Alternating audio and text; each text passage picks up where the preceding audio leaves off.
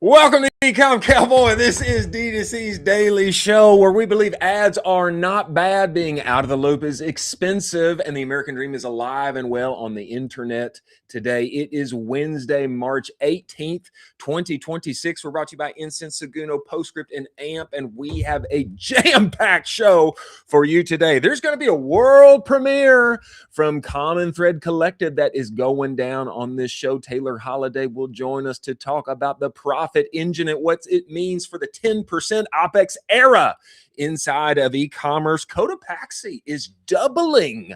That's right. They are doubling their owned retail presence by 2029. And to be honest, this is retail as a marketing channel. We're going to dive into it. The metaverse is shutting down, a rare L for our good friend Lord Zuckerberg. We're going to get into it, and we've got more exciting guests. Very Hott will be joining us to talk about ugly ads, and Danil Saliukov from Incense is going to join us and talk about Andromeda and modular UGC and all of the good things. As always, I am joined by my partner in crime, Colin Doherty. Colin, get in here.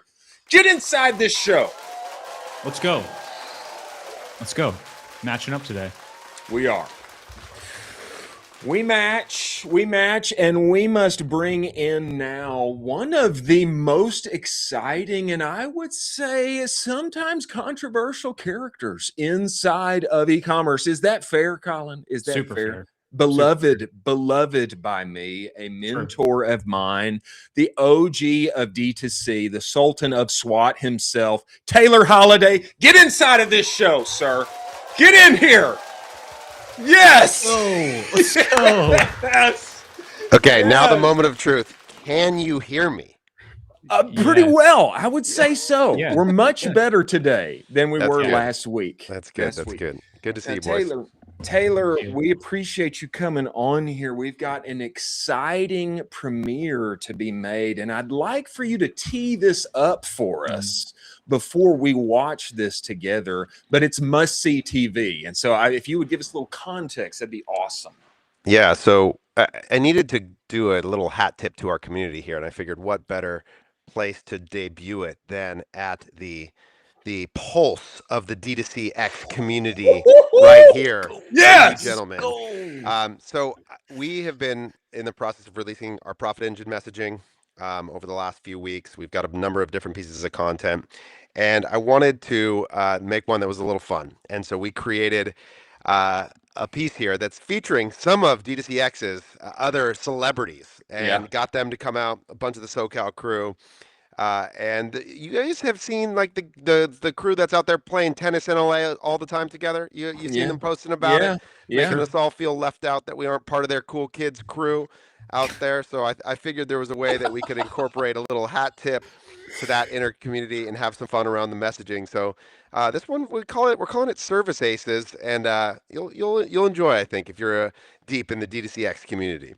Jack, let's roll the world premiere of the Prophit engine commercial. Let's see it. It's time.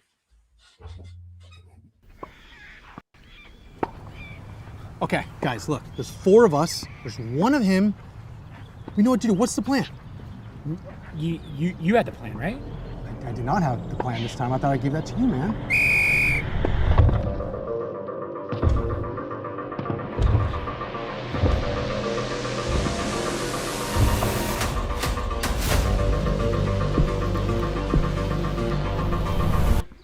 Let's get in there. Just work hard. Let's call it in. All right, let's go. Serve Johnson.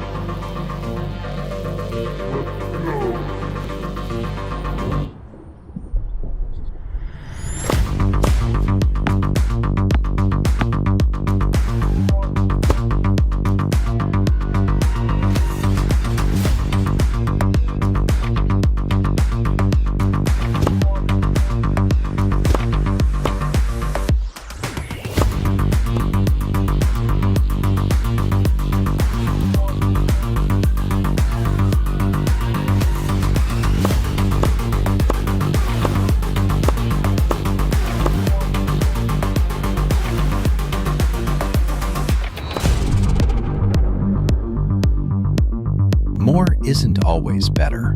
Control the chaos with the Prophit engine. Learn more at commonthreadco.com. Let's go. Yes. Wow. Yes. Let's go. A masterpiece. Yes. That's some inside baseball, a little hat tip to our community there. But big shout out to Sean and Jared and Nick and Steven for coming out and letting me make fun of them in our commercial. But those guys were awesome, and it was a fun day out there with Stevie Johnson and the crew to emphasize the point of the Profit Engine, the 4-in-1 system that saves you money, helps you forecast more accurately, and grows your contribution margin more effectively, gentlemen. Absolutely. And I think this era of the full stack marketer, the 4-in-1, the profit engineer, I think it's here. I think it's here. I think it has to be here. Yeah. Because of, the nature of what we do, the rising ad costs, expenses, etc. I would think, though, Taylor, some of the pushback, I would imagine you've gotten some pushback. I would think some of the pushback is like, Taylor, hey man, you're describing a unicorn, like somebody that can forecast accurately and have input on creative and all of this kind of thing and do it well. And how do you find, train, and equip this person and persons that you guys are developing to bring this forth, for all your clients? Yeah, it's a great question, and pushing back on Taylor is like a national pastime for some folks. So there's plenty of that. I think it's like a good engagement strategy. There's a guy right now that I think has tailored his bot to just instant argue with me the second I post anything. Yes, yes. Welcome to the new era. But look, what the promise of an agency has always been is that you operationalize your ideology and experience through every end node of the system, right? CTC has existed for 12 years, has managed billions of dollars of revenue, billions of dollars in ad spend, and the promise is that that's encapsulated in each person you interact with. But the truth is that's absolutely not the case if you're an employee that started 6 months ago. Like you don't come with 12 years of experience and just show up and know everything that CTC knows. So this has always been for me the biggest problem to solve is how do we create, I call it organizational integrity, which is that the things that we believe and say that we're going to do, we execute consistently with the experience of all of the years of knowledge. And that's been a long journey. And it began first with the idea of centralizing the data. This is like, you have seen my 10% OpEx series, I'm sure, Chris, because you just read everything that I put out. Religiously. I do. So this begins with the idea that the information is organized into a central location. That was the start. We used to call it the brain back in the day. And so that was the first step of our journey was like, okay, we got all these customers, all this data, all this experience. We need to centralize it in a place. Okay. So that was the first part is the database layers. Where does all the information live? Then it was this question of like, okay, what are we going to enrich that data set with in order to provide an additional layer of value? And that's where forecasting comes in. So now all of a sudden you go from having just historical sets of data to now we have contextualized expectations of every individual metric into the future. So now in the database, I could ask, what's my meta spend supposed to be in 3 weeks? And now that's a point that exists. Then you think about things like incrementality tests or an enrichment of the data. It's an increased data point. Every call that we have that's recorded on Gong, every Slack message that's sent, these are all enrichment of the information.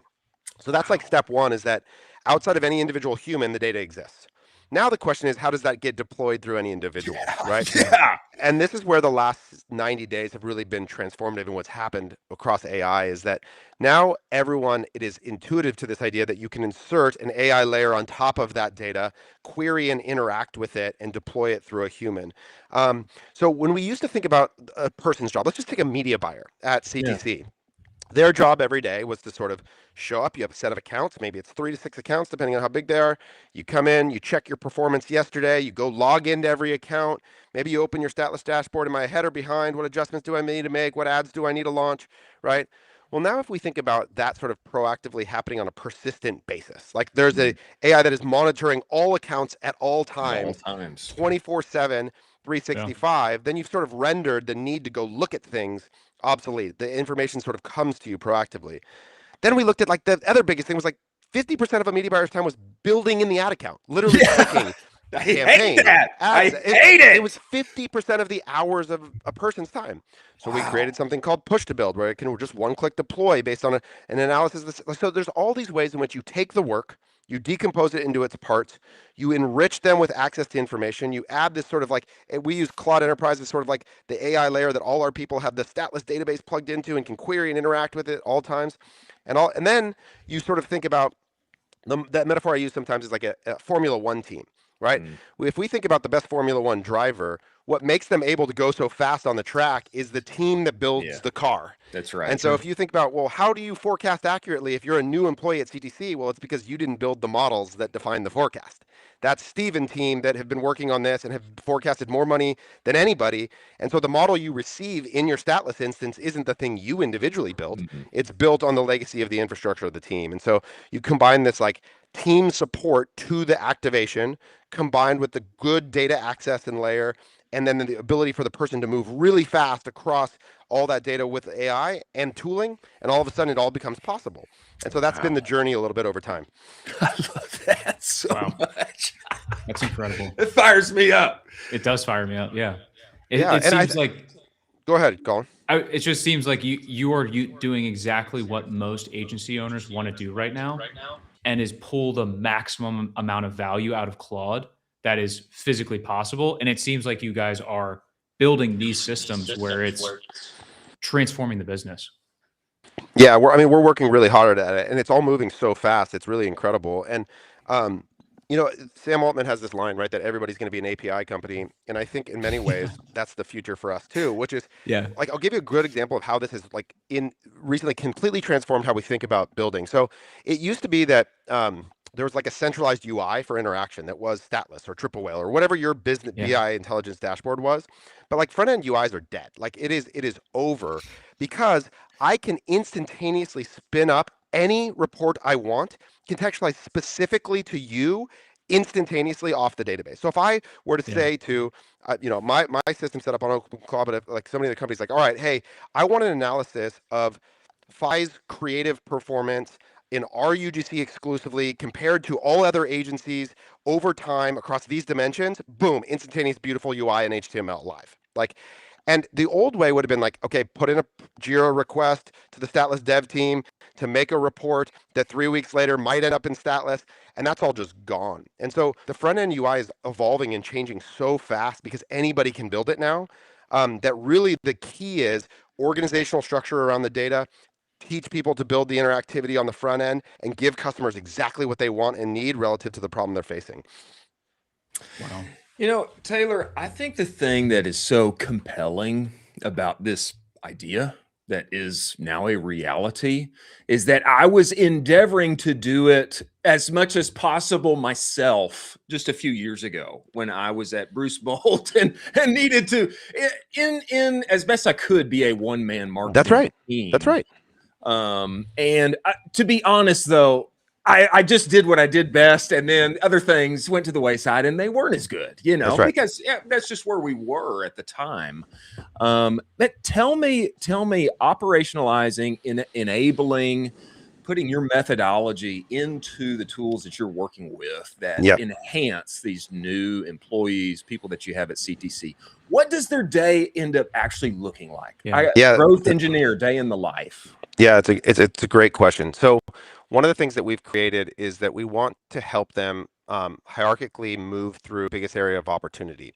Like this idea that everything is of equal need at all times just isn't true, right? So there is areas of opportunity relative to their portfolio at any given moment. So one of the big emphasis at CTC is because we use sort of inflated budgets with cost controls as the primary media buying mechanism.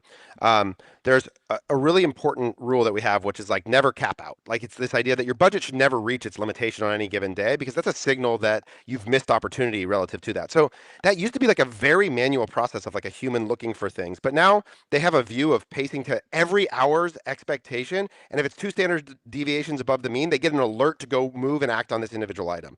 So what we're providing them now is there's a dashboard, which is their homepage of they show up, they have a full view of their portfolio, and there's a hierarchic message about where the biggest opportunity or action item is that they can sequence through. and recommendations for what to take. So it's like, okay, I have this view, and you can see all of this is like a setup of interactivity that eventually the system can make the action itself, but we're not at the right stage of this yet. We're still not. We're still just on the read stage primarily in most of these cases, where it's like, here's the information, here's the priority, here's the opportunity, ready, go act on it as necessary. And that's why one person can move through all of that so fast, is because it's like, all right, it's already, so much of the work was deciding what to do. Was coming in and analyzing everything and going, okay, where should I go? And so you would just kind of have to look through every business and go, okay, yesterday was okay. Next business. Oh, okay, yesterday was pretty good. Oh, no, a little problem here. And that would take hours to get through a large number of customers. But now it's like, okay, here are your 7 brands. Here's the campaign you need to go adjust. Go check this on Meta. Contribution margin's lagging here. This data point's off. Go solve those 3 problems, and you're good. That's and so it's just like transformative to how someone can move through the information. And then the key here, I don't know if you guys saw the video I posted about the context layer, where I showed like giving an AI a screenshot and saying like, give me feedback on this. And then I gave it one of my YouTube videos and said, give it feedback on this. I did not see that one. So you should check it out, because what it shows is like, I show my OpenClaw instance like a picture of a statless dashboard, and it like looks at the metrics, and I'm say, what should I do next? And it like reads it wrong. It like interprets the data incorrectly and like gives me advice that is this experience that a lot of people have, where it's hallucinating or it's bad at numbers. You'll hear these phrases. And then I said, go watch this video. And I gave it my hierarchy of metrics video that our statless dashboard is designed against, to move through, okay, what is contribution margin? What are business metrics? How should you think about these? And then I said, and then give me a response after consuming that content. And you compare the quality of the secondary response after it consumed that video, and it's night and day. And this is where this phrase, the context layer, people are talking about a lot, which is like, how do you want your AI to interpret the information that you're giving it? And because everything we have is sort of systemically designed around this similar set of ideas, we can at least execute our ideology at the highest level of integrity that we've ever had, because it's non-human dependent. It's really just like this clear interpretation all the way through. I was going to have that exact follow-up question, is how are you addressing the semantic layer, which is your content context layer? And it's so important, and few people talk about this. That's right. This is what is allowing for non-hallucinations to take place. And Colin, I'll even go further, is that if you, like a lot of my content, I talk about how the number one problem organizations need to solve is what they actually desire. Like, what does the organization want? This is a qualitative, subjective dialogue that usually exists in an interaction between you and I. And so think about like the importance of call transcripts to your database layer, like where if my people are having a conversation with the customer, and let's say a marketing manager is like, I'm getting pressure because we're behind on volume and the CFO wants to move inventory, so we need to go solve this problem. Okay. Well, over here, the data system that's built to optimize contribution margin is lacking that qualitative context of the desired action of the organization. Right. And so this semantic layer level to the desire of the organization, it needs that call transcript to make a recommendation that actually meets the business desire. Right. And so I think that's where the other thing we're noticing all the time is that things happen in calls that are really important, that are missing from the objectivity of the data. And so by bringing that into it and allowing now that to be part of the data set, you get like a continued improvement relative to the customer's stated desires, relative to the business present state, all those things kind of coming together.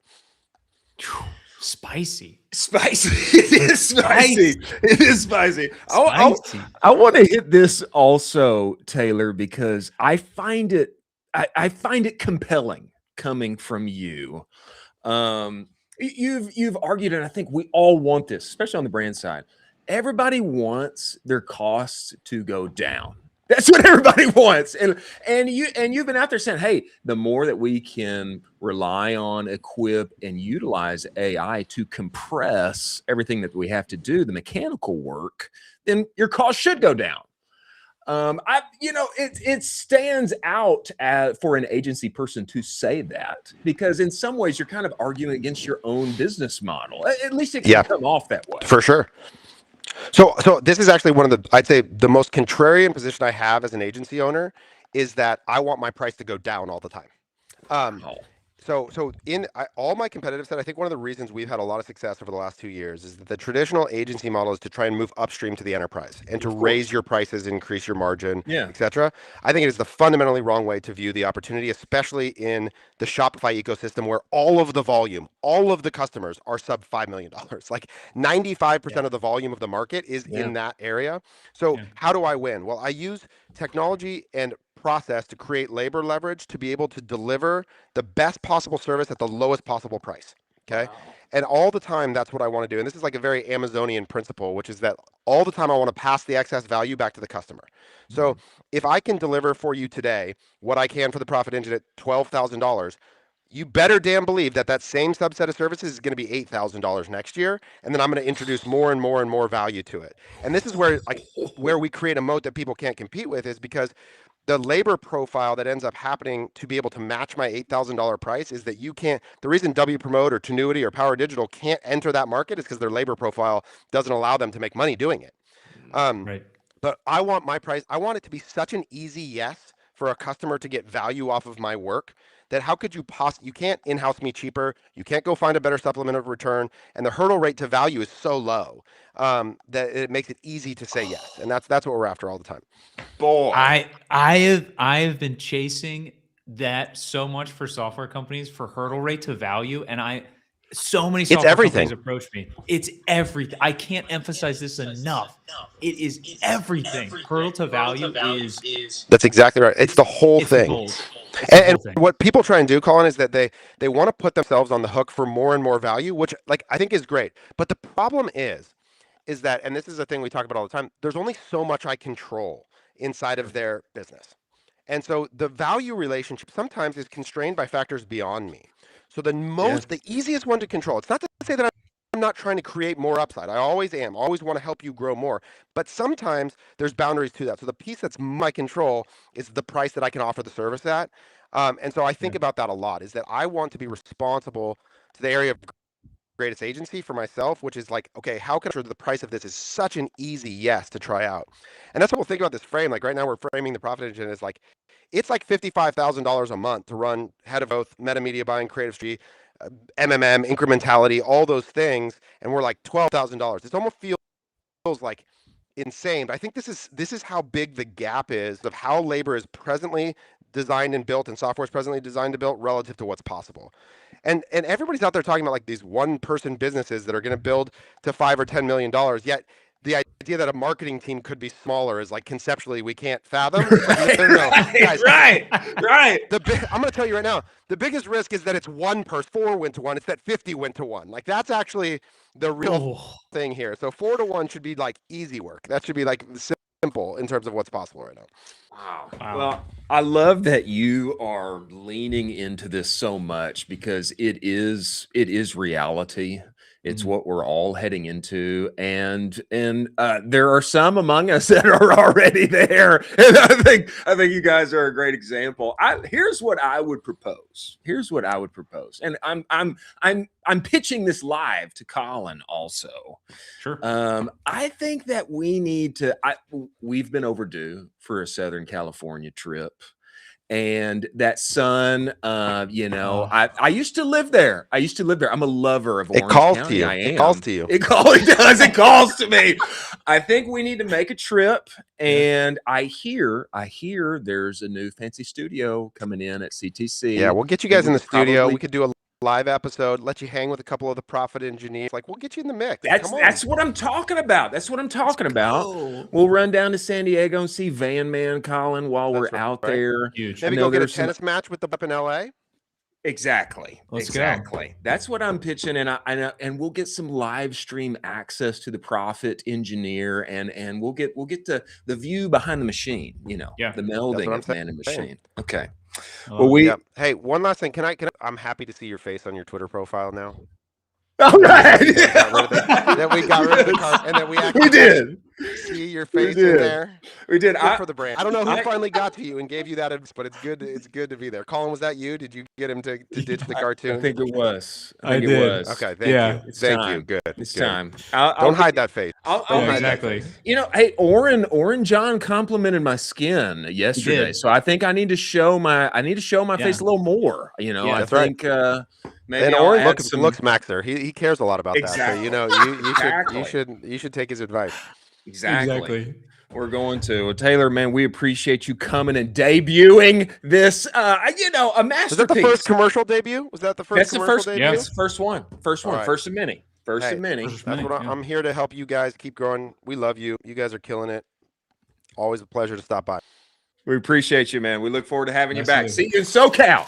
See you, Jeff. Being so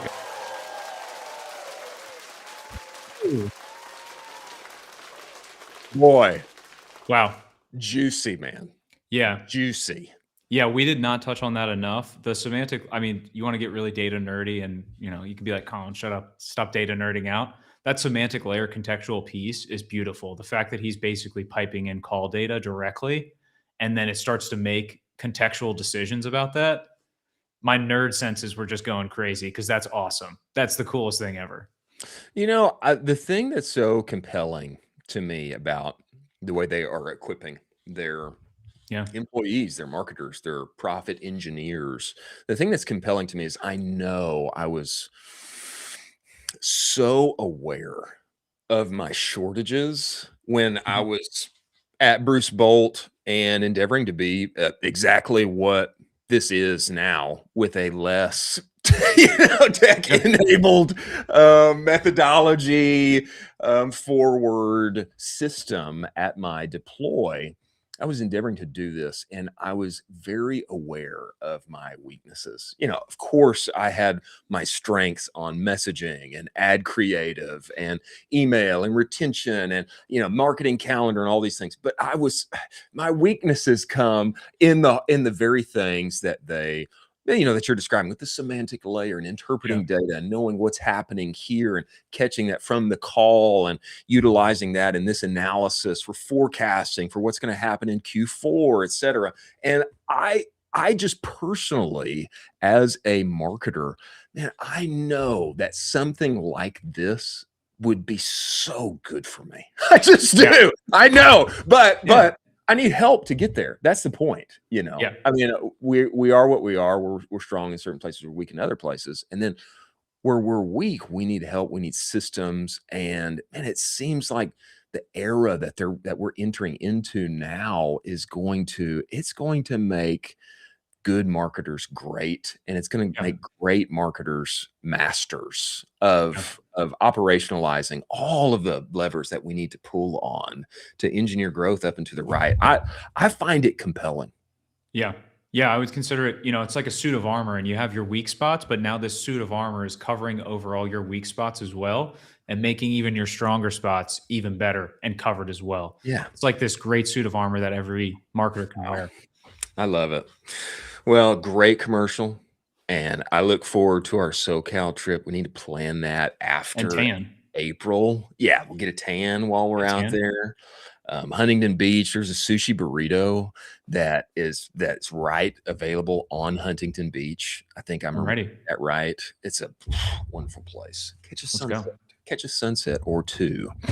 Before we move forward to our next story, ladies and gentlemen, let's talk about Postscript. Focus is an amazing thing, is it not? Yes, it is. And when you obsess over one thing, you get outsized results. That's what Postscript does with SMS marketing. People who make the switch on average see a plus 22% increase in SMS revenue. And I know you've got some kind of operation and solution right now that probably does 6 or 7 things for you, but you get higgledy-piggledy results when you got higgledy-piggledy machinations all mashed up together. Now, I didn't get those results. I got much more.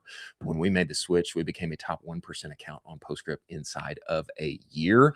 And the secret was I just did what they told me to do. We've got CMO Mike coming on the show tomorrow that's going to talk to us about the conversational data that is available. That's the new oil, and what they're doing with their AI to use that data to maximize revenue for you, my friend. Be sure to show up on the show tomorrow. Go to postscript.io/SMS-benchmarks today. Get you some great info on what you should be doing with SMS, what's normal for you, and how to get up and to the right. Many thanks for Postscript being part of the show. Very interesting story here, Colin, that we should hit on before Barry Hott joins us. And that is retail as a marketing channel. Okay. Cotopaxi, Love it. while other people are closing their stores, unfortunately, Eddie Bauer and others, while other people are closing their stores, Cotopaxi is planning to double its store count by 2029. I want to give you some details here because I find this truly fascinating. Outdoor apparel brand Cotopaxi plans to double its North American store count from 20 to 40 by 2029, opening a new Jackson, Wyoming location this month. Despite 150 million in 2025 sales, their store sales account for less than 20% of their total revenue. The expansion is explicitly positioned as a brand awareness and community building vehicle, not a primary sales channel.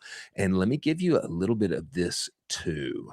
Rebecca Kondrat, founder of the retail consultancy Recon Retail, said she always advises brands to set up stores where their e-commerce sales are high. You have the data. Go where your customers are, she told Modern Retail. After that, she says she advises brands to go where your customers should be. In the case of Cotopaxi, zeroing in on places with a heavy outdoors culture, like Aspen, for instance, makes a ton of sense. And I love the strategic layer on what they are doing for e-commerce. Yeah. This is it's not even a quarter of the revenue, but they are maxing it out because they have found it to be an incredible place for enhancing what they're selling online. And I know not everybody has the capability to do this, but I find this to be fascinating. And I wish that more people inside of our space could do this. To be able to physically go into some place, experience it, it only enhances your feeling for the brand. Give me your thoughts on this. Absolutely. I mean, this is a huge home run for them. This is a community play, like you labeled in your little briefing with them. This is massive. I mean, this is exactly what you want to be doing as a brand. You want the community to meet in person, have these types of activations that they can now launch in the store itself. They're launching in key areas that are very outdoor focused. You referenced Aspen. I'm shocked if they don't do Colorado, they don't do Toronto, they don't do these types of places where you think of outdoors and having fun outdoors. I would say another key aspect that we didn't touch on yet is this brand is a very visual catching brand. So a lot of the colorways, a lot of the SKUs are visually catching. And so when you go through the store, it's like an explosion of color for the outdoor world. And you can actually see and hold the product and see the bright colors and see it actually interact and how it looks with everything else. I find this to be amazing. And I love that it's also aligning a lot with some trends that we're seeing on the show as well, with his, a little bit less time on the phone. People want to spend more time outdoors. And I think this is going to be really massive moving forward. I'd love to see some of the specific activations they have down the pipe with these stores, and possibly if they have any in-person influencers that are going to be doing some activations as well. You have been reading my mail because a lot of the points that you made are right here. Let me give it to some of you. Cotopaxi, which is known for its colorful products There you go. and repurposed materials, was founded in 2014. Its stores are woodsy and whimsical and vivid outdoors imagery, sprawling murals, and the occasional treehouse. Store locations tend to fall into one of three buckets: places with big outdoor communities like Jackson, that one's coming, Yeah. places near college campuses like Boston, or places near cities that cater to travelers like New York City. The brand will expand to other markets with those qualities while taking direction from zip codes with strong digital sales. I find this strategy too on going where you're already strong. I find it very interesting. At first thought, I think one could think, well, let's go where we're not strong. That way we Sure. can build it up, you know, let people experience us. But it seems that going where you already have a hot zip code or zip codes for significant sales, it only strengthens and it allows Yeah. people to come in, visit, and get to know you more.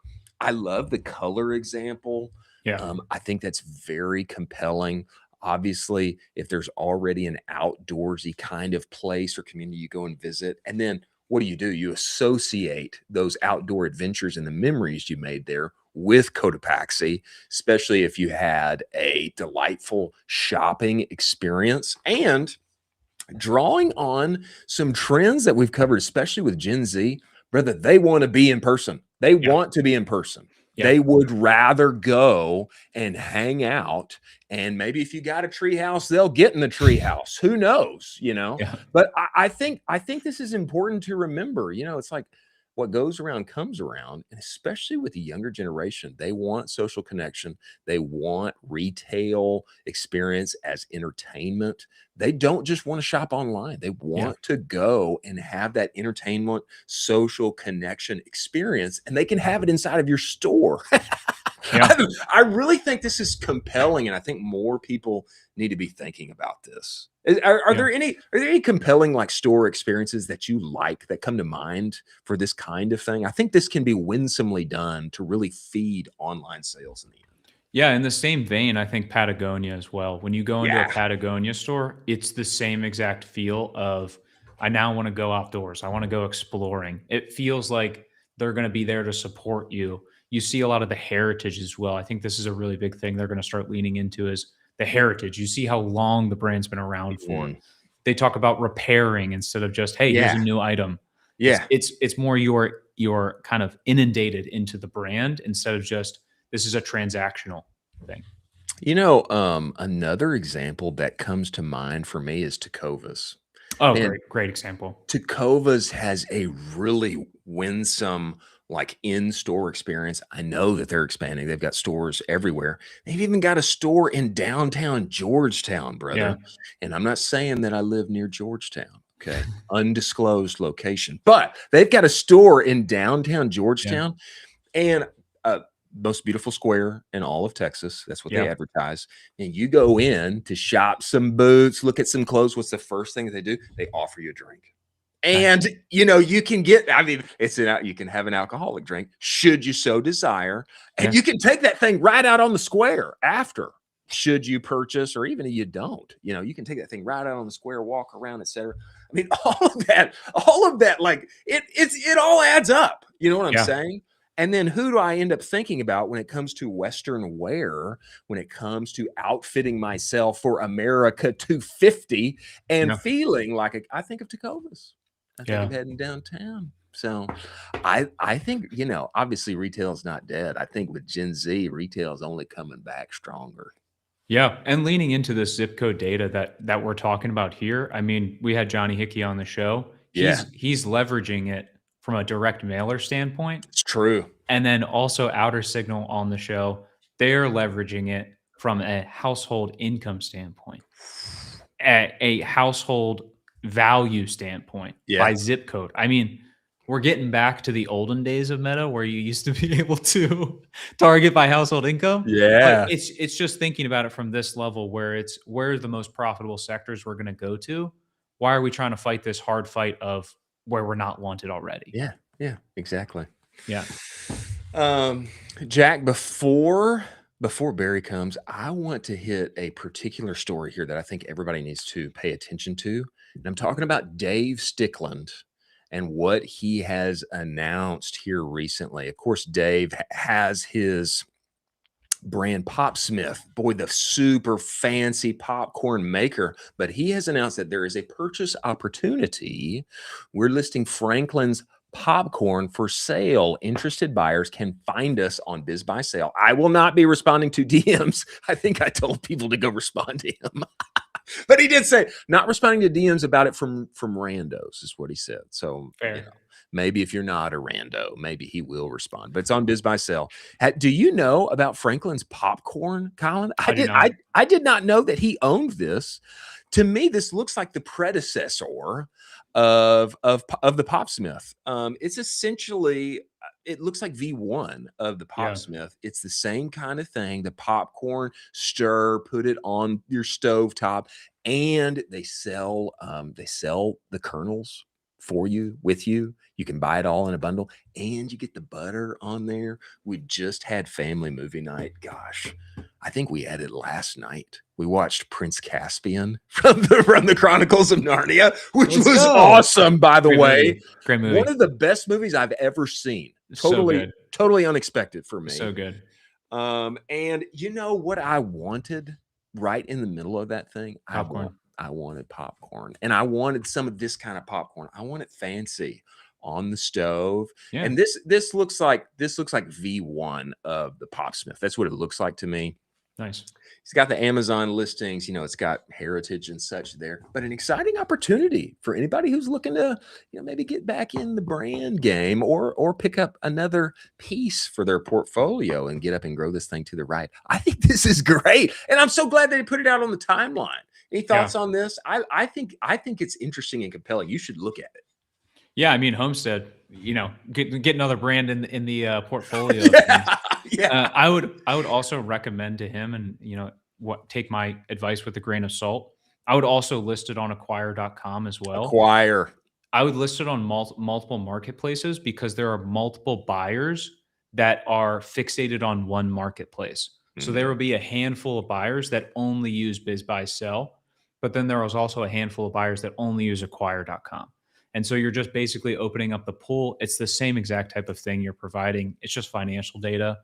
I would can't recommend that enough, and they're both free to do. So, yeah, why not? Why not get it on acquire.com? Exactly. We just had Andrew on here. Yeah, Andrew Gazdecki, the facilitator of many sales, including yours. Yours was on acquire.com, was it not? So easy. Yeah, so easy.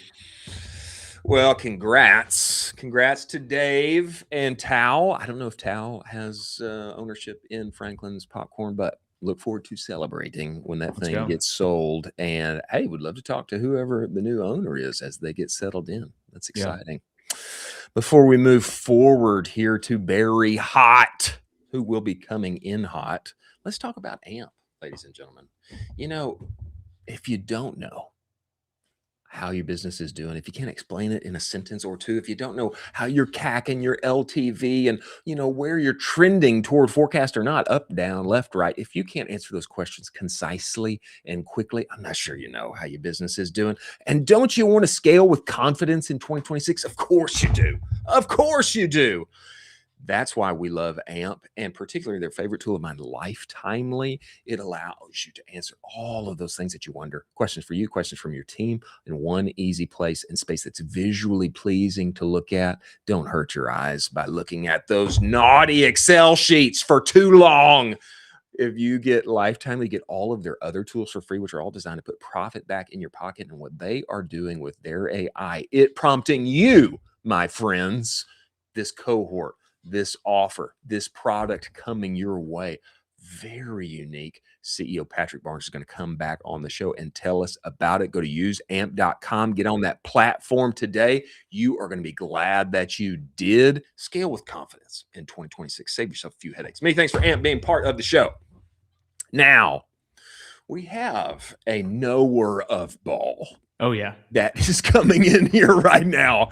He has been seen in ads all across the interwebs. I mean, if you know what face to look for, you find this guy everywhere. He is an inspiration to marketers everywhere, including this one I try to be like, because not only is he scheming up creative and managing budgets and such, but he's actually on camera talent. That's what I love about Barry the most.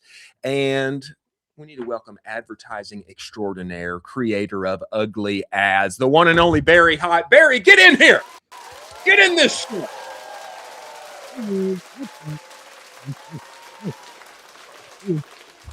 Very excited to be here. How's it going? Man, even better now that you're here. I I saw Go- Drew brought his cowboy boots. I didn't put them on today, but I Oh, you know, that makes me feel even more welcome, Barry, that thank you we've for got having me. some cowboy representation up there in the coolest neighborhoods of New York, which is Yes. where you live. Yeah, I'm in Brooklyn. Man, I have wanted to talk to you, especially this week, which I found it very serendipitous. Crazy, right? Scheduled. Yeah. Yeah. Man, the Meta outage. Okay. Mhm. I mean, some people are, you know, I think it was Jason Howe said they got burned like 100K in just over 2 hours or so. Brother, is there hope of anyone getting a refund? And if there is, man, what should they do? I feel like you have got the playbook for how to actually get a refund if there is one to be given. Yeah. I've you know, over the years, I've kind of learned how to get what you want and what you need from Meta. And the name of the game mostly is patience and persistence. All right. So you're not going to get it today. You're not going to get it by just asking for it right now. You need to, you know, and you also need to, I guess it's the 3 Ps: persuasion, persistence, and patience. Because you need to be able to write in a way that I don't know if it's persuasive or it just makes the case that they fucked up. Okay. Sure, but yeah. You just that like this is not okay from a like just an ethical standpoint, a legal standpoint, or from a business standpoint, right? Like they can't be doing this to us at scale, and it erodes trust. Like that's really the language that I use. Once I get a real human involved, that's the language I use because it's we want to trust Meta. They want us to trust them. We all benefit, right? Like in my perspective, we benefit by trusting the system. They benefit by us trusting the system. So when stuff like this happens, it's clearly something went wrong. Especially easy to know when there's a reported known outage on the metastatus.com on their page, which, by the way, side note, exists in large part because of me. Let's go. And a lot of other people like David Herman and like really pushing for that because it was ridiculous that did not exist for a very long time. There was nothing to support like us. We'd have to like be like, what's going on here? And then you'd have to like check another account if you maybe have access to another and send a message to your friends. Like, fortunately on Twitter, it was like, okay, well, we all know there's something up because everyone's saying it, right? So we don't even, you know, in some ways we don't need it, but we still need that confirmation. In this case, a known confirmed bug. A lot of people in Meta don't understand that it's a known bug. They don't use the metastatus.com. Sure. Don't count on any chat support representative knowing what you're talking about, knowing that even exists, which is infuriating. And no matter what you do throughout this entire process, like they are not excited to help you. They're not excited to help you with this. They're not incentivized. No one in the food chain is incentivized, particularly not in the chat support channels. So what you really want to do is get that chat support to get to a point where they're like, all right, we're moved to email. Yeah. Make sure you document that. You like set reminders for yourself every day, every week, whatever it is, to keep following up. Send them documentation. I have tweets that explain like what you should say, how you should say it. That will help you to save some time and be able to word it in the right way that matters to them. But it's really about like expected behavior versus observed behavior. And don't ask for all of your money back. Ask for what you think was reasonably lost. Calculate that by like either what the normal spend is and then what you observed, or by doing the math on like what your normal cost per purchase is and what you observed, and then multiplying that by the amount of spend that overspent. There's plenty of ways to do it. Don't be a jerk. Don't be unreasonable. And I would expect in these obvious situations, I would expect refunds. Wow. That's helpful. That's some helpful teeth to how to get that. I love this. I mean, Chris is in the camp of not, pushing back against Meta, where I am like, we need to. Really? They are right on my sights where I am like, we need to push back on them so hard. Yeah. They have so much cash. By the way, I'm wearing my Facebook. You are. Oh, yeah. You are. Yeah. And it's one of the only companies in the world where you can accidentally spend $200,000 and they're like, sorry, I don't know. don't know what to do with you, man. It's Yeah. it's absurd, and I love the fact that you have frameworks to push back against them because it's so helpful to the community. Yeah, I'm glad. It's so funny. I made a joke to someone this morning, actually to my Meta rep this morning, that it's my Twitter account does best when Meta fucks up. So I was like, thank you. It was great, good for the business for me. Everyone's coming to me for help. Metab Bogle would also say the more a media buyer complains on the internet about Meta, usually the better they are in terms of performance. So, Oh, interesting. Interesting correlation, perhaps. Yeah. Now, Barry, I have seen a new tool from you called URL love. It's pronounced the way you want it to be pronounced. It's you'll love it. Oh, you'll love it. You'll love it. Okay, yeah. I got it now. You'll love it. Yeah, that makes sense, man. Tell us what is this thing? Why does it need to exist in the world? And motivation for birthing this and bringing it forth now. Q1 of 2026. I forget exactly where I was, but I was doing something like this, like talking to someone about this, and someone asked me either what makes you such a great media buyer? What's something that differentiates you from 99% of media buyers out there? And I was like, well, I was just trying to think of there's I don't know, not doing stupid targeting things. There's so many things I could say, right? I was like, you know what? I take screenshots of my website every day. Right. I take screenshots of the landing pages that I'm driving ads to every day because inevitably they're going to get changed. They're going to get messed up. Something's going to happen. Sure. I'm not responsible for them usually. So I capture those. And I realized building the automations for that was a pain, was annoying and dumb and wasted a lot of time. And I realized even if I tell people to go do that, it's going to waste their time, right? Yeah. They're going to have to, and I was like, you know what if I go build something that does this for them and just is extremely easy and just covers their ass in a way that is completely uncovered right now. So I'm building the ultimate screenshot tool for your site. It also will capture your Amazon listings. If you have Amazon listings, it'll capture Google organic search results. Okay. So if for example, you get a bad review on Reddit, if you have your brand name plus Reddit as a search result that you're capturing every day, now you can know that happened. And that, by the way, the point is it's all the stuff. I should have set this up better. This is all of the stuff that impacts your business that you're not paying attention to. Yeah. I'm a world-class media buyer. I'll say that about myself. Yeah. I'm a world-class media buyer, right? That's not making a media buying tool. I'm a creative who's not making a creative tool. I'm a guy who works on this stuff all the time. And I know that there are millions of dollars being lost and made on changes to websites that people are not understanding. And that's why I built this tool, because we are all missing stuff that is happening around us. And we're either just oh, the algorithm's good today, or, Meta likes us today, or, Meta hates us today. It's something, and meanwhile, it's almost always a website change that just someone didn't know happened. That's constant. Yeah. Wow. So, Barry, I mean, I think I can say this, Chris, one of the best setups we've ever had on the show, but which is hilarious because you are so famous. My crispiness? This your perfect setup right now. The mic, everything. But you are so famous for ugly ads. Can you talk a little bit about the origin story? Where did that start? Where did ugly ads start? I mean, you got beautiful cameras. I was gonna set up the 70 to 200. Whoa. If anyone knows camera lenses or cameras, this is a killer. I've had this for. That's a bazooka. Yeah, I've had this for a long time, and half my life now I've owned this.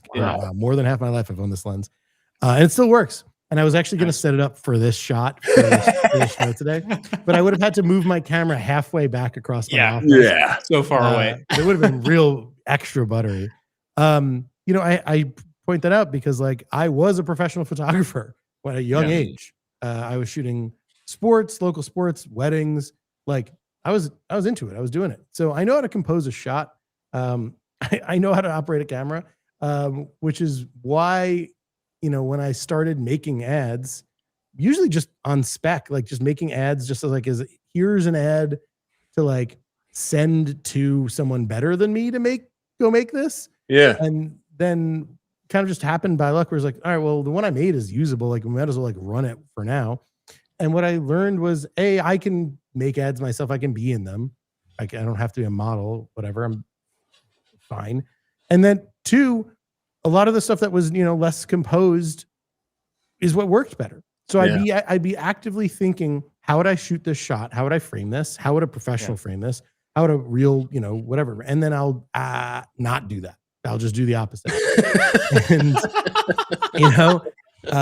because that's what it was. And, that's adapted and changed over time. So now it's actually back in the camp of not how would I like frame it and then not doing that. It's really, how would a creator frame this? How would someone who's not a marketer, but someone who creates content that people consume and people like to consume, how would someone frame this? How would someone shoot this and do it that way? Like even Mr. Beast, you guys ever heard of Mr. Beast? Even Mr. Beast, once or twice. yeah, right.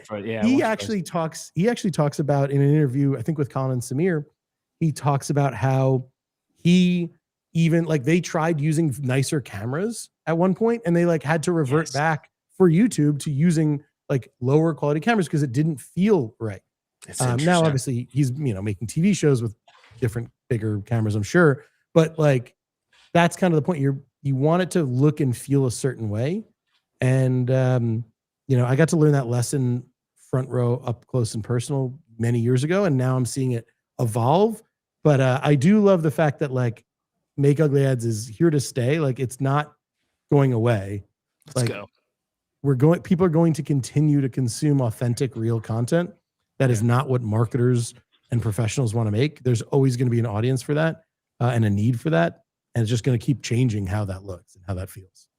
Well, I think I know where you're going to go with this, but I just want to ask and give you the platform regardless. Man, in the age of AI, what's that? And AI generative content. I haven't heard much about it.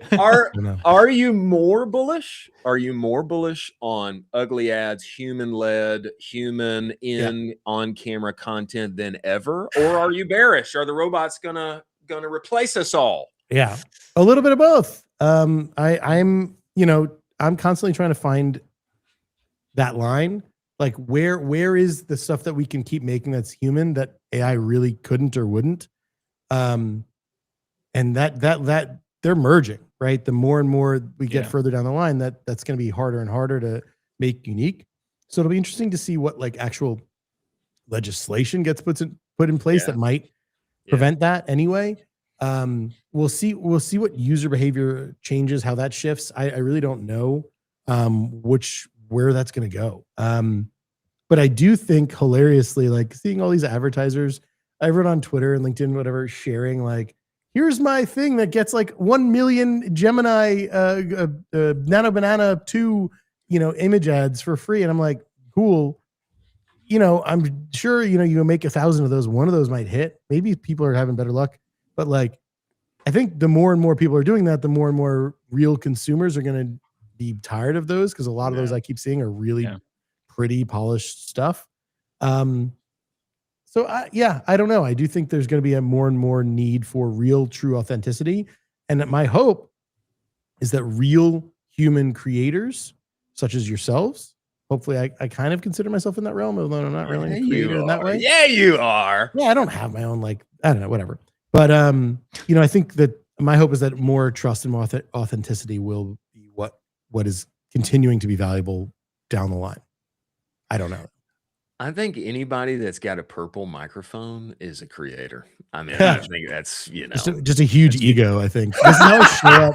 This is how I show up to dunk on people on like conference calls. Let's go. Just on Zoom.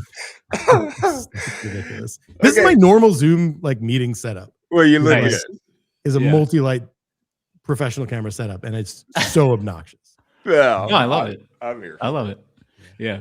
I don't know your setup. You guys have buttery setups too. No, I'm the same thing. Yeah, I've just opened the webcam. I just opened the webcam. Barry. Yeah, that's all we do. You know, very Yeah. low, low budget here. I'm bad I don't have a cowboy hat with me. I'm really pissed about that. I think it's time. I think it's Yeah, time. I have Colin's getting his. Colin's getting his. I think it's time. Yeah. I need to get a Stenson, right? Yeah. Stetson. Stenson. Yeah, I Stetson. want to wait for a Stenson. I don't want to mess around with a low quality one. Yeah. Tell me this, Barry. Yeah. When you are, I'm sure it's less now, but when you are talking with clients and maybe you need to do a little selling on running something that doesn't look exactly like they like. Yeah. How do you get past that beyond like, of course, we know it. Like, hey, I do this all the time. I'm the big boy. Like I got the wins in my pocket. Like, just trust me. Like, how do you get around that? I mean, I'm very fortunate in that, like, I don't deal with those people anymore. Okay. All right. I knew that was probably the case. That's such a flex right there. It's not, That's it's such a true. And flex. it's trying to simultaneously true. And it's not true. It's really not true. I wish that were the case. I'd like to think a lot of the people that come to me for my help, already get it. And that's mostly true. But still, like, usually I can, now it's easy for me to both present examples of content. It's easier than ever to present organic content that is not fully polished and branded styled, but is relevant and makes sense enough and is actually a little bit polished. So like they don't hate it as much. I'm able to present that. And I'm also able to present like these other experts that are saying similarly. So it's not just me. And I'm able to also, it's so easy to whip up, find brands that are doing this stuff also now. Yeah. So it's pretty easy for me to make that case. I think better than it used to be, but if they don't want to do that, and then I don't know why they're working with me, Yeah. Well, I'm glad it's easier. Could you open up the kimono a little bit and necessarily, one content piece that someone or a brand that's listening should test out that you think, hey, this is going to win 80, 90% of the time. All brands should at least test this type of content at least one time. I mean, it's a founder-led ad, right? Like that's an easy answer. Yeah. I don't think I'm saying anything wildly new, but it's something that the reason, the thing I'll add to it that'll make it more valuable than just saying it, because it's so easy to say, is a lot of founders don't want to be a founder-led brand, right? They think that decreases the value of the business and makes it like, oh, it's about the founder and it's harder to sell. That might be true in some ways, but in reality, there are few people on the planet who can speak as passionately and relatably about your product than you. Yeah. And that is what people want and crave, is that authenticity. And like, even if a CEO, a founder, whatever, is like, I have so many other things to do. I'm like, yeah, but there are a few things that you have to do that could have this much impact for this much time. Yeah. So if you have a team or whatever that can set you up, prompt you, ask you the right questions, put you in the right setting, you set up the camera in the right way for you, so you don't have to think about that stuff. That's great. I don't really want a founder editing. That's not what I want. No, that's not good. But I do want them in, like, talking to camera. I do want them being the person to do it, because they understand the problem better than anyone else. I think that's really hard to imitate, really hard to recreate with AI. Certainly hard to do legally with AI or ethically. Yeah. But yeah, I think that's the thing that's going to matter more and more. I love that. I'm ready to see some, I'm sure they're out there, but I want to see some founder yappers. I want to see founders just getting on there and just stream of consciousness feel. I think that's very much a thing. I mean, I want to see more, and I want to see Barry do it. Yeah. Well, you're gonna when I start ripping ads for you'll love it. You're definitely gonna see me out there. I have not been in a lot of ads lately. I've been working on building this SaaS for months now. So I've been taking and I've had my second kid, so I've been taking it a little easy. Congratulations! Kind of stuff. Thank you. Congratulations! Thank you. So yeah, like that's been my. I need to get back into some ads, but like I'm this whole yapper thing. I'm like, dude, like I'm pretty sure it was like 2018 when I had. Oh, my whole computer just die? No, you're good. No, you're good. My whole thing just wiped. I'm back. It was like 2018 or something like that. I think maybe it was 2019 when I recorded a like 3-minute long ad for Flock chicken chips. Like that ad ran for years. And like that was excuse me. Pardon me.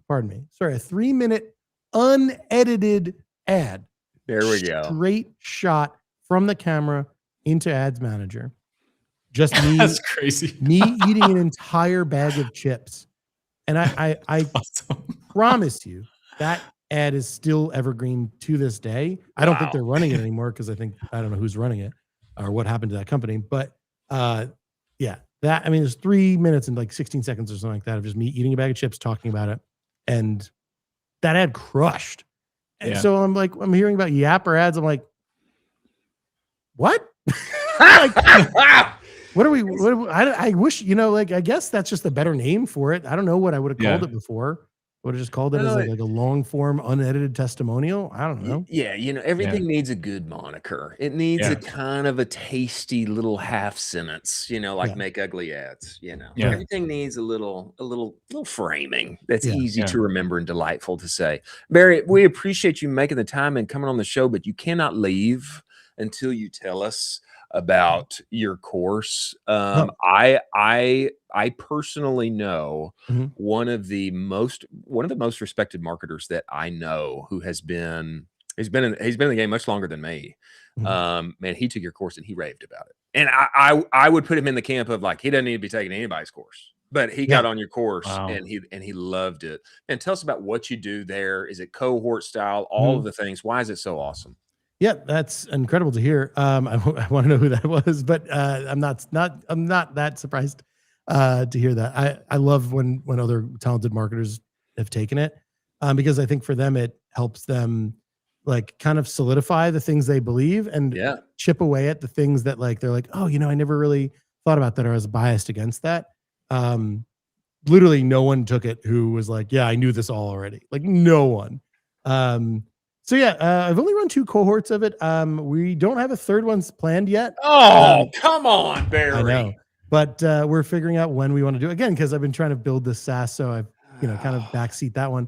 But definitely is going to come back either as another cohort or we're thinking about bringing it back as a like ongoing community, so that would have the course involved. So it's definitely, I know there's demand for it, and it's really helpful to hear the feedback. If you're watching this and you really want it and you're like, I want this is immediately, send me a message and let me know. It would be just helpful to know, but definitely something that's in the works in the next few months, hopefully. Okay. I appreciate you. Well, we're glad it's coming back, Barry. Man, we will stay tuned and we're going to watch all of the lovely ads that are coming out for You'll Love It. Yeah. And we appreciate you joining the show, my friend. We look forward to having you back. Thank you so much for having me. I love the show. Happy.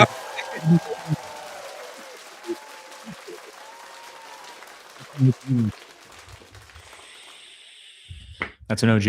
He's an OG.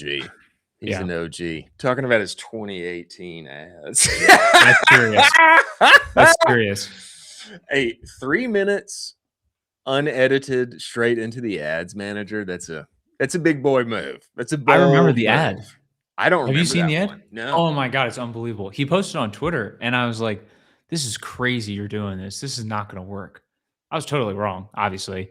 And he just, now that I think about it, I just want to do those for so many brands where it's just like all I want to do. Yeah. It's just so fun.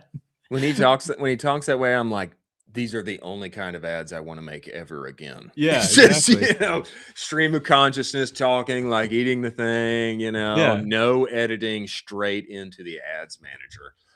I remember seeing a popcorn one where he's eating popcorn. He's like, oh, that was another one. And he's talking about, oh man, it's delicious, And then he's like, he's not trying to talk, but he's eating, I remember that one. I really did that one. But I think it was similar. It's like 1-2 minutes. It's like he's just talking, I'd be curious how that would work for influencers, for brands that see it out and say, hey, well, this is the direction we want you to go in. Is like 3-minute Yap ad, unfiltered, and just we're gonna upload it raw into the old Ads Manager and see what happens. I'd be very curious what happens with that. Be very curious to see what would happen with that. And hey, the good news is that we have got, if anybody knows about UGC and creators and acquiring said creative, how to do it and what's working, then our good friend Danil Saliukov will surely have the answer. We do have the CEO and co-founder of Incense that will be joining us here very soon. I think that we should hit, can we hit a quick story though before he comes? Let's do it. I think that we should. Let's talk about down here at the bottom, Jack. Can we talk about Paul Saladino? Paul Saladino is coming out swinging. Yeah. And he's coming out swinging with his new Lineage bar and contrasting very strongly against, I guess, what he would see as his competitor in David. This, I mean, one could very clearly get from his tweets like, hey, I'm coming out as like the anti-David bar, but then he released this one, okay, and now it is very clear what he is doing. And I mean, starting off with a kind of a hot brand controversial take here. You know, he's contrasting less than 200 calories, tastes amazing. He says David tastes like candle wax. I don't think that's true. But I mean, I don't know that you can run that as an ad. I think it has to be objectively true, like data wise, if you're going to run it as an ad. But I think you can run it. I don't know that. But I'm here. I really like it. I love what they're doing. I think Paul is super smart. And thankfully, we have one of the folks from Lineage onto the show next Friday. That's going to be super exciting. I'm a big fan of this. I think that it's incredible what they're doing right now. We've seen this happen a lot with Brian Johnson, where Brian Johnson, hey, he's back, where Brian Johnson has done the exact same thing with Athletic Greens. Brian Johnson, Athletic Greens, doing the exact same thing. A little bit of that bait right there. It's exciting. I appreciate people poking fun. I appreciate that. I mean, it's definitely poking fun. I don't think David's probably taking it as poking fun. I doubt. Yeah. But hey, he's coming out swinging. Let me read some of these others. I mean, you know, he's like 20 grams protein, grass-fed whey, collagen, sweetened with honey and organic fruit, real food ingredients only. And then he references lawsuits over misleading calories. I mean, it's a pretty strong take here. And I think that we should box it out. I think that there should be a competition of sorts that should be live streamed on Twitter with a representative from each company, perhaps Paul himself, perhaps somebody else. I mean, I think that would be interesting for the plot. Nevertheless, do you agree? Well, we have someone from Lineage coming on the show next Friday. That's right, we do. So we can talk exactly about this and dive into all these amazing things. It's an open invitation. If anyone from David wants to come on and put up the gloves a little bit, come on, let's go. Let's rock and roll. I think perhaps physical combat is the way to finally settle it. But I'm just putting that out there. Greco-Roman wrestling style. Why not? Yeah. I mean, Elon says the most interesting outcome is the most likely. Something like that, anyway, is what he commonly says. Before we have our new guest coming in, well, actually, you know what? We can talk about this ad read here afterward. I'm going to give an ad read for Incense that shall go down in the Hall of Fame right after Danil leaves this interview. We need to bring in the big brain creator of what very likely is the one place that you can go and find vetted creators for your brand and what you want to accomplish on the internet. We all want actual humans that are awesome at making content to be in our ad, but it's such a headache. And Danil has solved it with Incense. We're bringing him in here to talk about Andromeda and why it is an awesome thing. Everyone welcome CEO, co-founder of Incense, Danil Saliukov. Get in here, Danil. Get in here. Hello. Let's go. Let's go.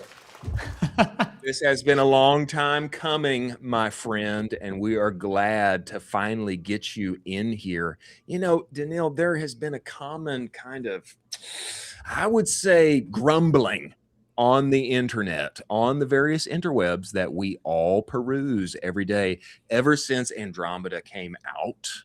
You know, oh, my ads are changed and performance has changed, and now I got a new process. I got to change it up. And how do I take advantage of this new opportunity? Some people wouldn't say it's an opportunity, but if you would, I would just appreciate if you start out and just back up for us. For those who don't know, that aren't in the ad account every day, brother, what is Meta's Andromeda update? What's happening with it? Why is it important to ecom brands today? Yeah. First of all, thanks so much for having me here. Of course. Really appreciate it. And always trying to speak up about Andromeda because I think the key point is that it's here, whether you like it or not.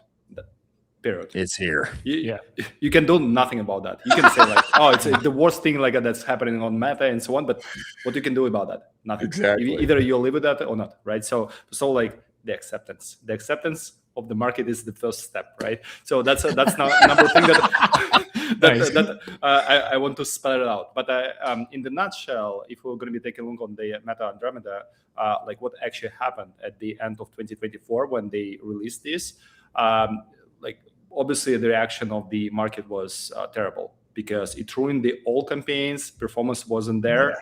People were trying to figure out. They were trying to apply something that used to work a month ago and it's not longer working. And they trying to figure out like, why is that? And the reason why I think it's not because of the this release was that terrible. I think it's great because it's going to be serving the ads for each persona. And even though like we're going to be taking a look here, so we are, or is it like 30 plus years old, all of us here, right? But the personas are different. Because people like different things, we have different interests, we like it in different places. So Andromeda serves the ads per the persona, whatever the location. So before that, the way how it works, the machine learning that ads business of Meta has been using it was about the 35 to 45 years old male based in the US with a broad interest, right? And that's basically you're coming to the auction. And all of the ads, they are fighting each other, right? And with the bids and so on. So that's in the nutshell, on a high level, how to explain that. But with the new release, it's not longer about the broad interest group of people, but it's more about like more tailored. Within this group of 35, 45 years old male based in the US with this interest, who they are. Yeah. Right? So, and right now it's more about like, here's the truck driver. Here's the office manager. He's the whoever, right? So yeah. In that case, like they're trying to split these groups like within and running this auction within this group of advertising. So what they're trying to do is just to serve the better ads for each persona that is presented. So in that case, it's going to be more relevant.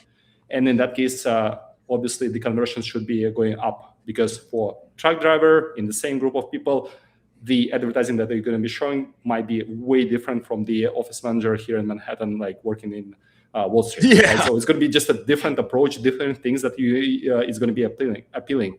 So that's why what has been changed is that you need to produce those cases for each persona. Yeah. See, yeah, it's complicated and it's costly because you need to produce a lot of content. You need to also identify who's these personas. So yes, you need to do like more work. But in the result, if you're doing this properly, then you would be able to win every persona across the entire ad set. So that's in a nutshell like the way how the Andromeda works on a high level. Obviously, Taylor Holiday will explain it way better. Nice. I think the points that you make are the very real practicality that marketers and founders and agency operators are seeing is that, hey, we got to accept it. It's reality. And what this means now is that creative is more important than ever. And we can't just do iterations of ads. We need to have completely different angles, be truly creative, diverse, so that we can reach all of the 30-year-old males who are in the various places who have completely different interests, and you have to enter in through those various angles. That, I think my guess is that we probably have much better targeting or ways to reach those people in unique ways than perhaps we would have before. We're forced to make those truly creative, diverse ads. But why is this good for everybody inside of our business? Because everybody's having to work harder. What's the good on the other side of being forced because of Andromeda to make truly creative, diverse angles, offers, messaging? What's the good for the rest of us? Why is it good news?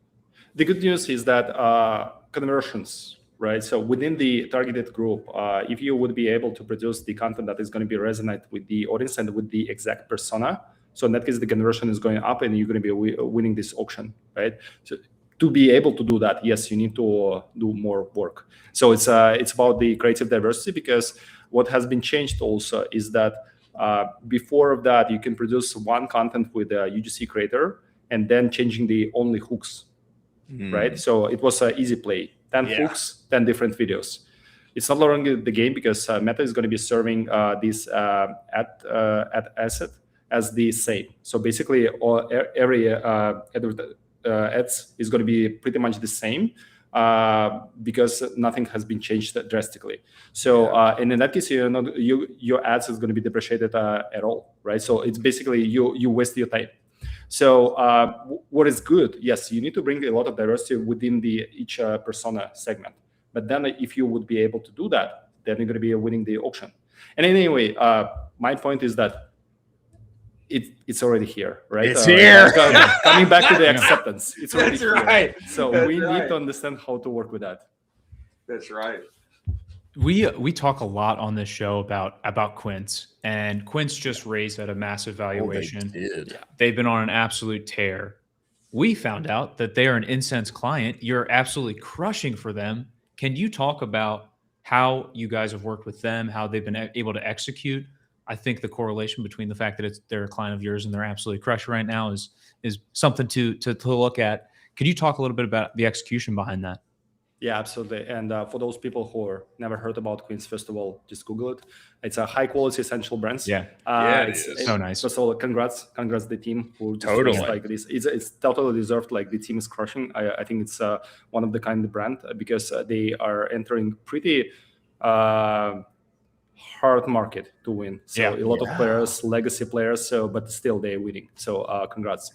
But they use the Incense to find the right personas for their ads, because that was one of the challenges for them, as many brands, to really realize like what's the persona and what kind of the persona that is going to be treating like the best for each segment, right? So that's something that we team up with them and trying to just spell it out. Okay, here's the personas that we want to serve and who's the best creators for this content, right? And then it was more like a pilots promoting luggage rather than everyday traveler, because everyday traveler, every single brand in this category is going to be doing the same, right? What they were trying to do, it's a pilots promoting luggage, which was really different approach from the market. And I think that's also the example of how the Andromeda works right now, because you need to always to find the different angles and concepts. That's for each specific persona.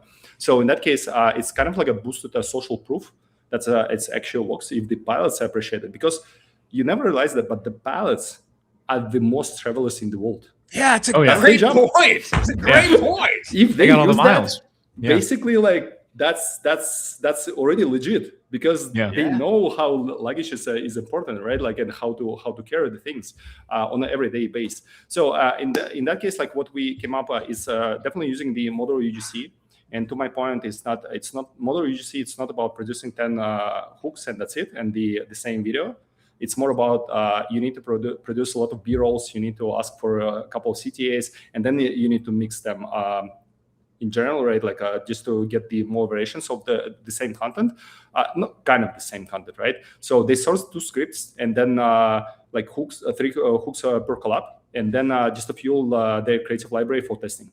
And that was a big times winner for them.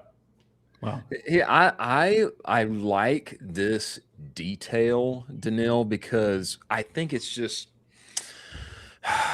concept broadening and hopefully workflow broadening for a lot of what are usually overtaxed persons in our space. They're trying to do anything and everything all at one time. And so when it comes to UGC, oh, I need a creator. Oh, I need to, they just default to what they already know. And so they're thinking, oh, whitelisting.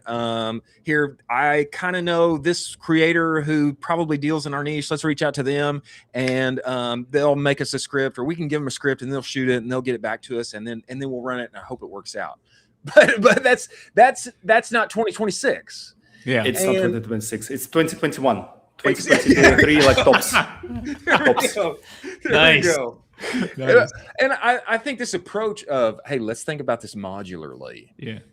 This creator, we need a few different hooks, change your outfit 3 or 4 times, and then let's have the body of the ad, record these 3 scripts, and then, hey, let's have a few different CTAs again, change your outfit, change your setting, etc. Then you bring that back to the team, and then you add editing in on top of that. What you've done is developed a truly creatively diverse offering, and you've made the most out of that one interaction with the creator. I think this is, I mean, it's the path. It's what we all need to be doing if we're not already. You think that's fair? That's totally fair. And moreover, I think it's also about the creatives, because they would be burned out like much faster. Because again, you're putting them into the auction within the much smaller group than before. So in that case, it also makes that either this creative, some of these creative, they might be evergreen. So just to remind you, during Black Friday, Cyber Monday, all of these gender holidays, never turn down your evergreen. Never turn it off, because it was still the mistake that we have facing so many times with the some of the brands, right? Anyway, but to the point, yes. The creative velocity, I think that's one of the most important things right now, is just making sure that you're going to be producing enough creative, and it's going to be diverse. Because if you're not producing this and feeding the Meta engine with those creatives, then you're going to be losing the momentum, and then your competitors is going to be stepping in, and it's going to be much harder to win the audience.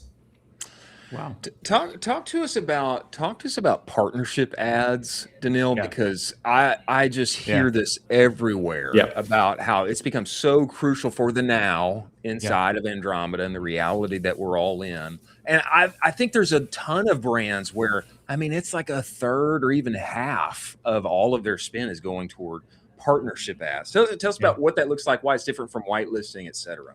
Yeah. So partnership ads is the official whitelisting by Meta, right? So starting from that. So I remember the time where we were one of the first companies, like from tech space, who launched the whitelisting as the concept, when you would be able to connect to Instagram accounts of creators through their Facebook page, right? And then running the ads on their behalf. So we automated this process back in 2017. That was the that was the idea, and we were always like pushing for this, and we found a lot of success. And sometimes the ads, same creative, but coming from the influencer and coming from the brand handle, it's outperformed by 2 or by 3 times. It was like phenomenal results in many ways. But Meta is stepping in there because it wasn't really hard to get those connections from the influencers if you're not using the automated solutions. And also, it was a lot of questions about the legal and copyrights, and creators were like warning how to revoke the access in case that something is happening. So Meta actually stepping in and build the partnership ads, which is the official way how to whitelist influencer handle directly to your ads manager, and then running the ads with that. The main difference between the old whitelisting and the new partnership ads, I mean, a part of this, it's official, supported by Meta, is that with the partnership ads, when you're running the ads, it's not coming only from the brand business manager account signals, but it's also consuming the signals that is coming from the influencer account. So in that case, you basically combining the both audiences, and then serve it much better than before, right? That's number one. And secondly, because of the way how it works, it's you can showcase the influencer, and then you can check that it's a real person, engaged with the product, probably posted organically about this product. So in that case, it's naturally increasing the trust to this concept. And I remember when we were discussing with Meta, being the official partners, beige partners for years, that they were launching this alpha version back in 2022. So we were one of the first 3 companies who actually built this API back in the days. Danil. And the problem, but it was great, right? Like Meta is approaching you, selected you as the trusted partner to build that. But then we built in 2022. And then we're starting pushing this to the market and saying like, hey, we have the both old whitelisting and new partnership method. And like people were like top marketers, media buyers. Some of them you might know, even though like I wouldn't bring them names. There was some just like, why do we need these partnership ads? We have whitelisting. So it took like 4 years, like 3 years until it's there. But I think it's not because of the marketers, but also because of the Meta heavily invested into this concept, making sure that it's going to be working, and then making sure that it's going to be serving better in ads. So that's why those brands who are not leveraging partnership ads, you're losing a lot. I think the ideal combination of using the partnership ads, it's the model UGC plus partnership ads, because what we've been observed that some of the brands, I can whitelist this influencer, so I'm going to be hiring the whatever like top influencer, creating one piece of the content with them, and then running ads. Well, that's not going to work. The problem is it's just a one creative. So that's why exactly. And I think that it's still the problem is that so many brands, they're stepping in, finding the creators with the relevant audience because they see that in the Instagram creator marketplace or InSense, we're also pulling this first party data directly there. But the problem is that it's not about the only organic audience that the influencer has, but also about the skills to produce the content that's going to be serving in ads, because organic posting and ads is quite different thing. So, that's why, like, we truly believe that it's way better to find the right creator, influencer, especially skilled with UGC production. And that's kind of something that we have built, and I think it's pretty unique on the market, that you would be able to find the influencer with the audience who is ready to do partnership ads, but they also mark that they have a skills with UGC production, and moreover, you can check their branded content portfolio. So in that case, you can ask this influencer to produce multiple pieces of the content, like 3 hooks, couple of call to actions, more B-rolls. You can post-edit them. You can request the partnership ads connection, and then you can run these ads, like partnership ads, with a multiple pieces of the content, and finding who is going to be the winner. Because this is the right way to approach. The boosting content with the partnership as just one piece of the content that has been published organically, I don't believe it's going to be work every time. Wow. That gives you much more shots on goal. Go ahead, Colin. I just as we're thinking through this, I am thinking about, I'm a 7-figure brand owner. I don't know how to run an influencer partner program. Do you have any brands? We mentioned Quince briefly. Do you have any brands where I need to be looking at these guys because they're doing it the best way possible? I need to be in their ad accounts. I need to be looking at every piece of content they're pushing out, because that's going to help me level up as that 7-figure brand owner. Yeah, who's doing it right? Who's doing it right? Caraway. Yeah. One of the tops, Gruns, gladly our customer. Really love the team. I think they're doing really great. One of the brand that has been really have a lot of success recently that we've been observed is a Smile Set. It's at home teeth aligners, right?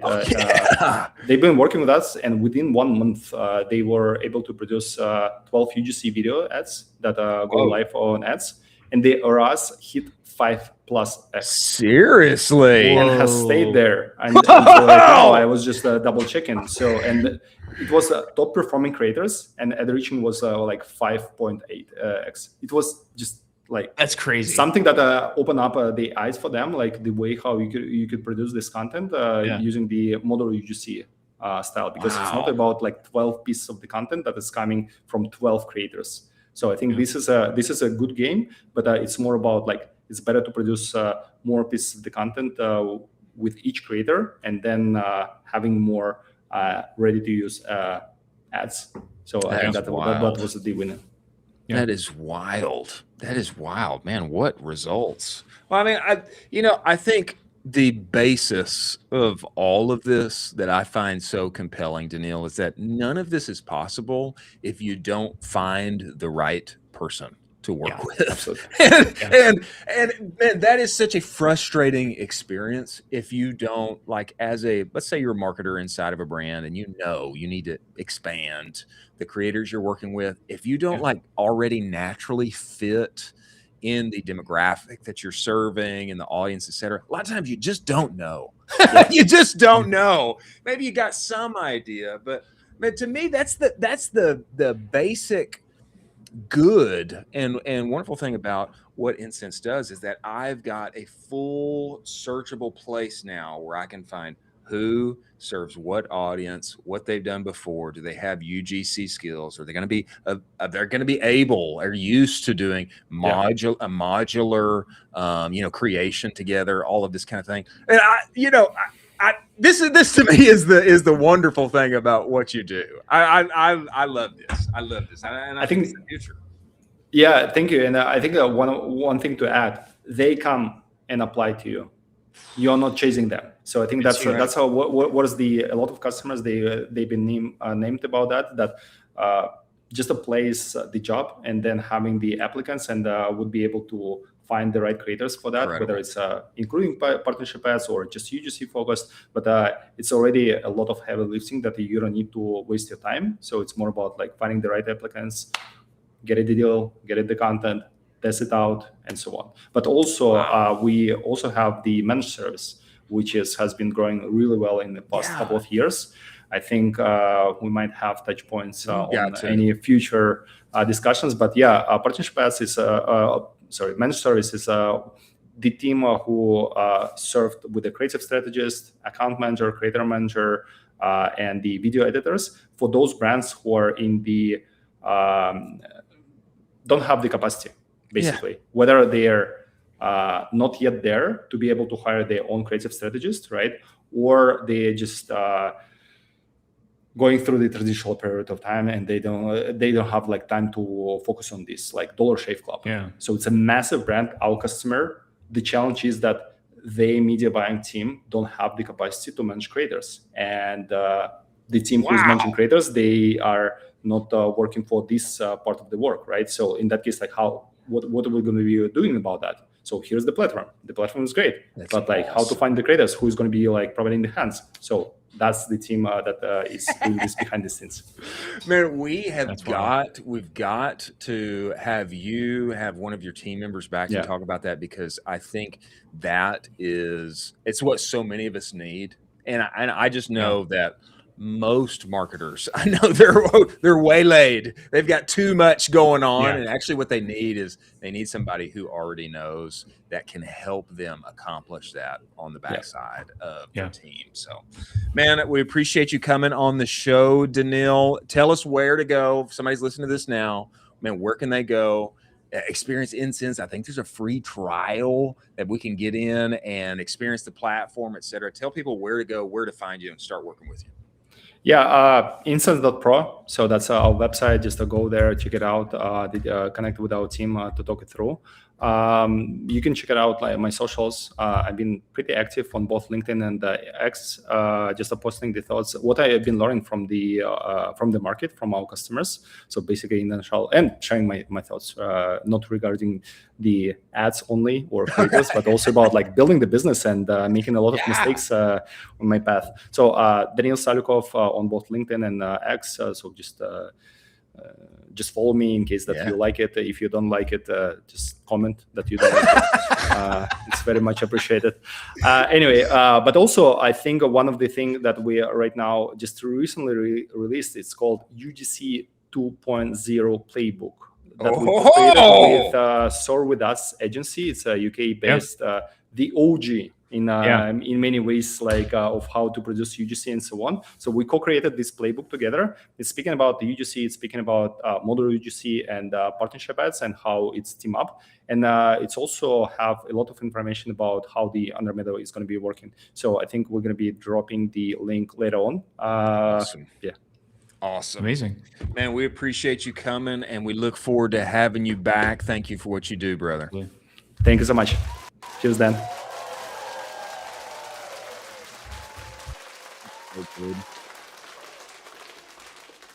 Some big names he's working with.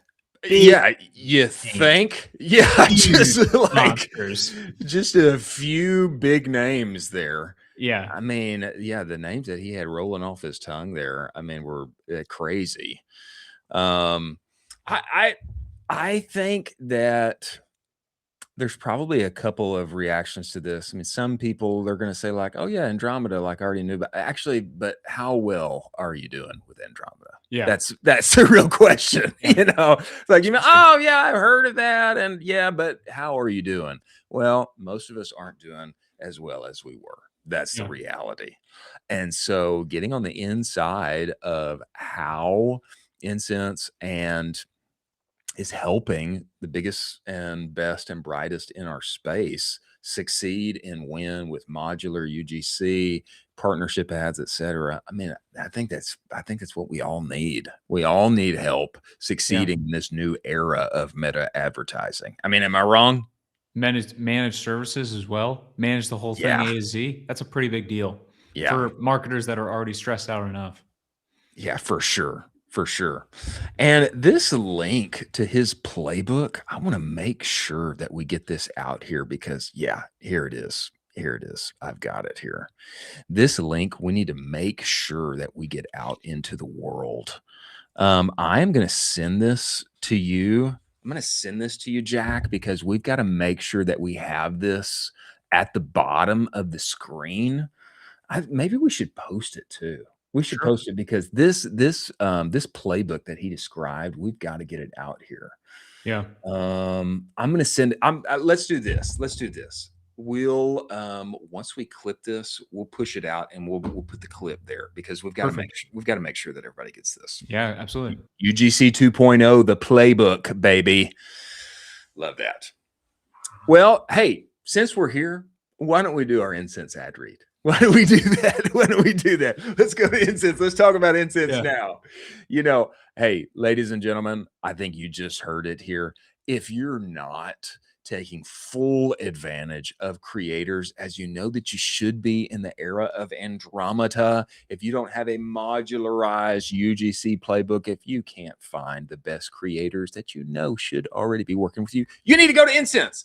It is the all-in-one platform for UGC and influencers that you want to be working with if you are not already. We all know that even though it's something we should be doing, it's a huge headache and a disjointed process without tools like this. All-in-one platform, vetted creator marketplace, automated influencer outreach, built-in campaign management, actually having influencer and creators come to you, say, hey, that we want to be working with you, and content delivered in as little as 14 days. There is a managed service. Go to incense.pro. We are going to be dropping the link for their UGC 2.0 playbook and sending that out here after the show. Make sure that you get that. Start working with Danil and his team today. Many thanks for them being part of the show.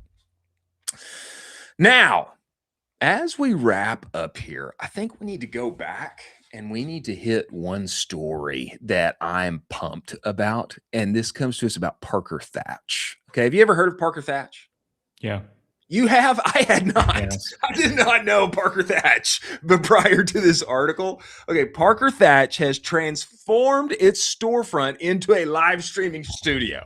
And I am so here for this. I love that they are doing this. Let me give you some deets here. I'm going to read this to you. Live streaming is more than just a social media strategy for the husband and wife team behind the 8-figure luxury handbag and accessories brand, Parker Thatch. It is also a weekly Friday ritual where they set up a camera and tripod in their Orinda, California strip mall storefront and log online. The QVC style streams reach an audience of how much would you guess, Colin? 2,000. 179,000 Instagram followers and 101,000 YouTube subs who tune in to hear about specific features of new products, such as the materials that they have developed and made, of the kind of pockets and straps they have, et cetera, et cetera. This comes from one of the founders here. It's like hanging out with your friends. every Absolutely. Friday night and having a little chat. But there are strong business benefits for the direct-to-consumer brand too, with sales peaking as much as 50% during streams. In light of the success streaming has brought to its business, Parker Thatch recently remodeled its store to serve as a hybrid consumer-facing retail experience and broadcast studio. What I love about this is them converting their physical storefront into a studio and leaning into live stream commerce as they have. And I wonder if more are going to follow suit, if this doesn't reflect like a broader industry shift for the value of physical space. How do you value physical space? Can it be mathematized, arithmetic in terms of how can we leverage this for digital live streaming sales? Reimagining this is like infrastructure for live streaming sales. I love this. I think this is a great example, and I think we all need to be headed in this direction. Yeah, I mean, Cotopaxi is doubling their retail front. They need to make a little section inside of that for live streaming. Yeah, baby. This is going down. We have seen this story after story. We have seen live streaming push revenue up and to the right every single time. Make the in-person experience a little section, a little nook of one of the actual folks in there who's going to be live streaming maybe on a Thursday from 11 a.m. to 3 p.m. Yeah. Because we're live streaming. And you don't have to do it every single day. Just try it out. Try it out one day. Try it out. Give it a shot. I think it's relevant too for thinking about, maybe you are thinking of stepping into retail. Yeah. It's like, why wouldn't we convert or purposefully create one of those corners or significant section into a live streaming regular thing that happens on the daily or weekly? Yeah.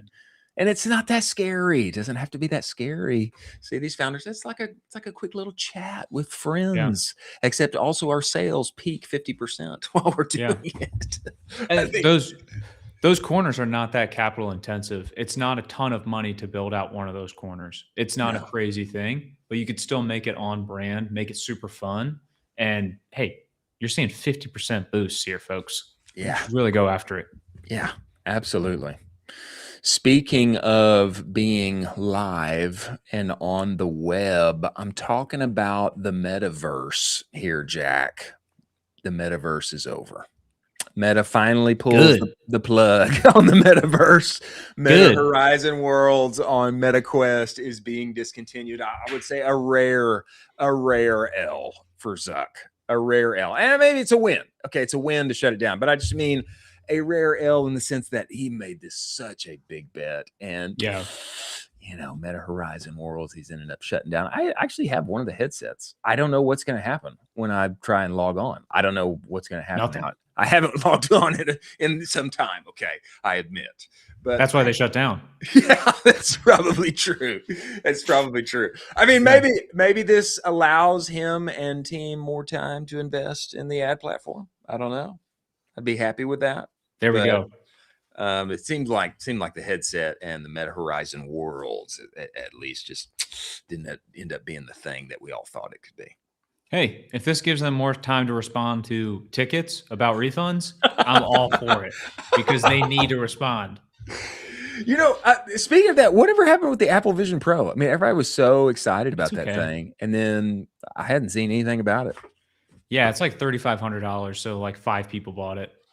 I think they've got to squash that thing into sunglasses. I mean, until it's like delightful and easy for me to wear. It's like 4 people in Raba who bought it so he can take it on planes. And it's just him. He's taking photos of him on planes, just like he's like cutting out the world. It was a superb flex, though. I mean, you know, at least for however long it was, you know, however long they were in, and maybe there'll be some use case for the Apple Vision Pro here thereafter, but not for Meta. Not for Meta's Horizon Worlds. Yeah, make them Ray-Bans. Make them Ray-Bans. Before we hit our last 2 stories, ladies and gentlemen, let's talk about Seguno. Did we already talk about Seguno? I don't think we did.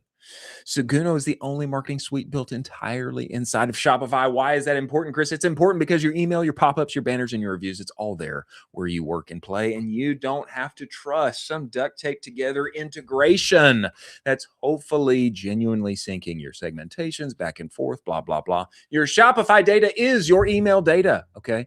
This is email 3.0. It's why they won the 2024 Shopify Build App of the Year. If you don't have a full-time email marketer on your team, Seguno was built for you. One-click automations, actual humans who can help you. Go to seguno.com and you can have a free trial. Test drive that baby. If you tell them that Colin and I sent you, they'll extend that free trial to 30 days. We love Seguno. Many thanks for them being part of the show. Now, to wrap things up, this is a narrative. This is contrary to the narrative. Narrative It is violation? a narrative violation. And it's a very real thing. We have covered it before, but it is still true now. I'm talking about job postings for software engineers reaching a 6-month high. Oh, yeah. Just in from Kalshi, job postings for software engineers on Indeed reach a new 6-month high. This all happening while they were supposed to be having gone away entirely. And it's interesting. It's interesting how, we don't need them. We're laying them off at the same time. We need to hire more of them. And CS graduates, not sure what your future is. And at the same time, we need more of them than ever. I'm not sure what to make of this, but it is confusing for the market. Yeah. I mean, this is a direct reaction to basically everyone thinking they can vibe code slop for the next 6 months and replace every single piece of software. And then it starts to break and they're like, God, we need someone technical to fix this now. And it's like, oh, who was that? Oh, it's the software engineer we laid off 5 months ago. Bring him back. We need like 2 more of those guys now because I vibe coded out our entire internal system and it's all broken.